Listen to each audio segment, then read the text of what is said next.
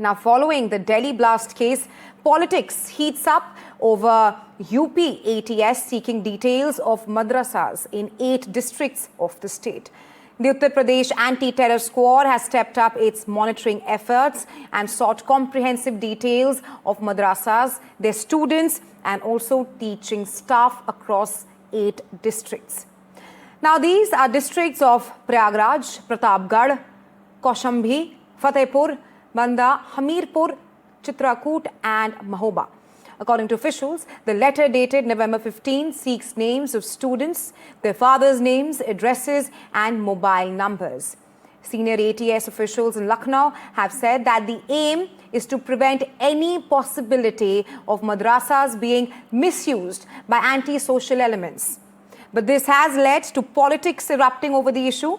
Samajwadi Party criticized the move, calling it a wrong decision. They added that with this move, BJP is spreading hate in the society.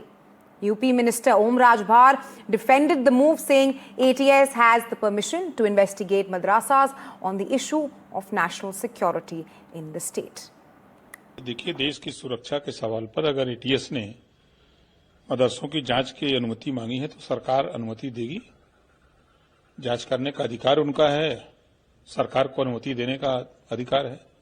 देश के सवाल पे 140 करोड़ आबादी के हित को देखते हुए, उनकी सुरक्षा को देखते हुए तो आदेश तो सरकार देगी। उत्तर प्रदेश में जो 4000 मदरसे सामाजिक संस्थाओं द्वारा या समाज सेवियों द्वारा चलाए जा रहे हैं, उन पर बंद करने के लिए सरकार एटीएस से जांच कराने का काम कर रही है।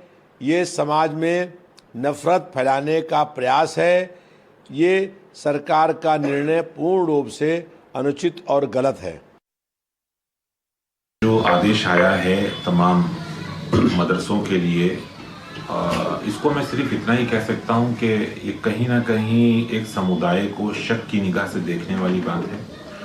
पर मुझे लगता है कि इस पर किसी को कोई एतराज़ भी नहीं होना चाहिए कि जिसको जैसे कह देते हैं ना कि न कर न डर। तो अगर इस तरह की कोई बात है तो तमाम लोग देने को तैयार है, दे देंगे, उसमें क्या दिक्कत की बात है।